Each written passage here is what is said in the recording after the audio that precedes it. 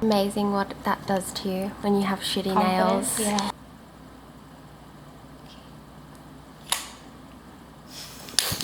What do your nightmares have in them? Killing. Are you Usually, killing like, people? Or no, they people usually killing me, or someone's chasing me, or I'm like in a trap situation, or just all kinds of things. Yeah, pretty horrific. Yeah. Mm-hmm. Do you know what that means? I think it definitely means that your subconscious is like really anxious and that you're like not in control of your emotions. Like you're probably running on overdrive, so everything's like heightened, which for me sometimes I go through periods of time where I feel like I'm not like aware and connected to to what I'm feeling or what I'm doing. So there's a lot of like just not conscious, just not like aware. So then your mind can like wreak havoc, I think. Yeah, it's kind of trying to like revolt. Yeah. Mm-hmm. Do you remember how you feel when you are kind of feeling centered and nice and you're not having nightmares? I've had like moments of it, but those moments don't count because then they just go back to being like really anxious or manic or something. So I feel like ultimately I've never really had true feeling grounded and feeling like truly, present yet. Yeah, happiness is a privilege. I think that when people say, oh, like, you can, just do what makes you happy or do, like, it's not that easy. I feel like there's a lot of, people say happiness is a choice, but for some people it's like they don't have many choices. And I think that we need to facilitate and help those marginalized people and help people that don't have as many choices as others and like really fill that inequality gap. What makes you happy? What makes me happy is seeing other people really, really, really happy. I love making other people happy. I love making other people laugh. Because if I was just happy myself, then I'd be like super lonely and bored. Because like I feed off other people's energy, and if I do something, whatever I do that makes me happy, the things that make me happy, like on my music, it makes me happy because it's making someone else happy. Sharing makes me really, really happy, which sounds like so corny. It's like such a corny ass thing to say. Like, it makes me really happy because it makes me really happy. Because then it's like that gives me validation and it makes me feel good and it makes me feel like we matter, I matter, you matter, someone else matters, this matters. It just feels good. Yeah. And I think there's like, it's a catch-22 with the internet because there's so many ways that it's benefited me connecting with people, like you guys for one as well, and with other people in similar communities. But then also I feel like there's a sort of like inadequacy in comparison because you're consuming so much content and this content is so like, can be so toxic when it's like constant comparison. Now that I get the notification, it'll tell me how long I've been on Instagram and it like really upsets me. But then I like also get so anxious if I'm not on it. So it's like I've really got to like wean myself off of it slowly. It's difficult. Why do you want to wean yourself off of it? How does it make you feel? I'm always comparing myself to other people constantly. Yeah. I feel like I'm aware that I am, as before, like a couple of years ago, I wasn't aware, and I would just be like, why do I feel this way? Why do I feel inadequate? Why do I feel like this?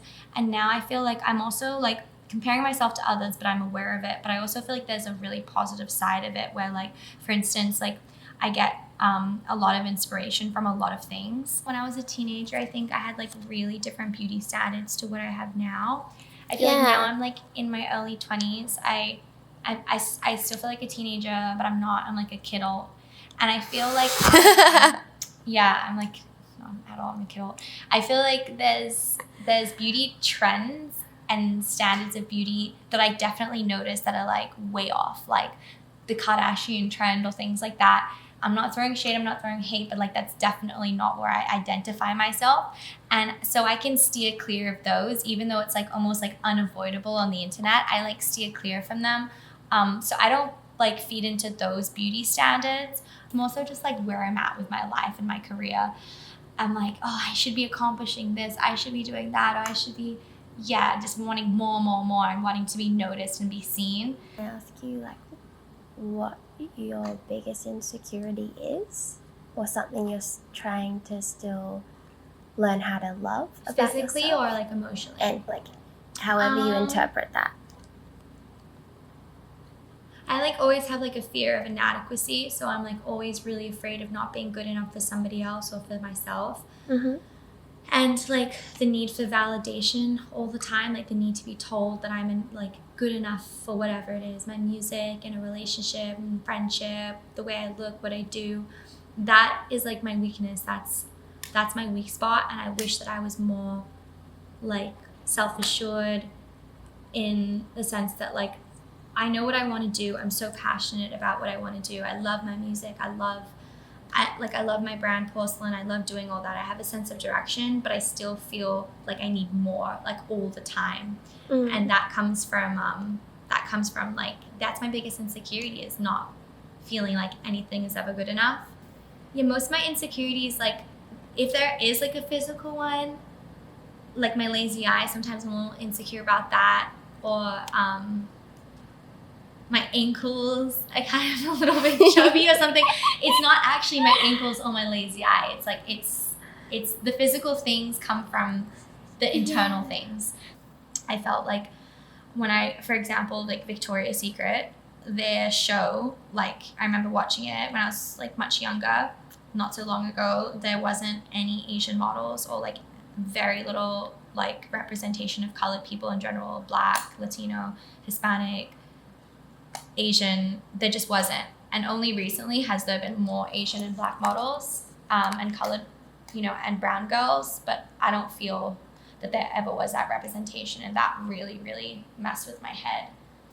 I wanted to be like the opposite of what I was. So I always wanted to be like blonde hair, really, really skinny. I wanted bigger boobs. I wanted like perfect skin. I wanted bigger lips. I wanted to be like hypersexualized, because I thought that would make me feel confident. Not saying that there's nothing wrong with those things. I think all of those are beautiful, and if you have them, or if you want them, if you get them, if you enhance them, whatever, it's totally up to you. But you don't have those things. I don't have those things. Wearing like crazy things, like when I dress up with my friends, and I don't like care what people think. Dressing like that helps me get over my insecurities. Yeah. Because you can kind of hide behind those things. Yeah. Yeah. That's okay. Yeah. Do you feel like you're playing a character sometimes? Definitely. And I feel like that also gives me a sense of confidence, because I can like hide behind what I wear and like how I look. And I think that is really fun as well, to like play dress ups and to kind of, it's like a fantasy. Because I found a community online as well of people that are similar, I think. So I do owe the internet that too.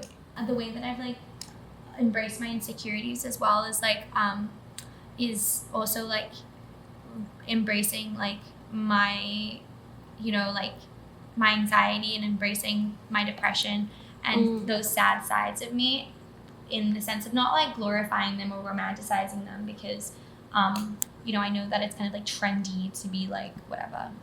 It's like a trendy thing to be like sad, or there's like these kind of like, there's like this weird culture on the internet where it's like we're all, but I feel like that is all just to like, it's like dark humor. It's like to mask what we're actually all going through. There's a lot of division at the moment. I definitely feel that. And so, the more we can connect with each other and know about each other as humans on an emotional, mental level, like through whatever way, whether it's like a meme that we can all laugh about, how we're feeling, or whatever it is like so worthy. Yeah. Face filters are like the new, it's like the digital beauty world. So now a lot of people, instead of like buying physical beauty products as well, they're going to be like using face filters, because the majority of like how we share and how we connect and how we see each other is through screens, unfortunately. So you could like, soon there's going to be like face filters and apps and stuff where you can like design your own makeup, and then like it's going to be so real to life that like when you're talking to someone on FaceTime you can have it on, or when you're on Instagram you can have it on all the time. Either way, I've like given myself over to the AI overlords. I'm like, what will be, will be. Yeah. I love that. Yeah.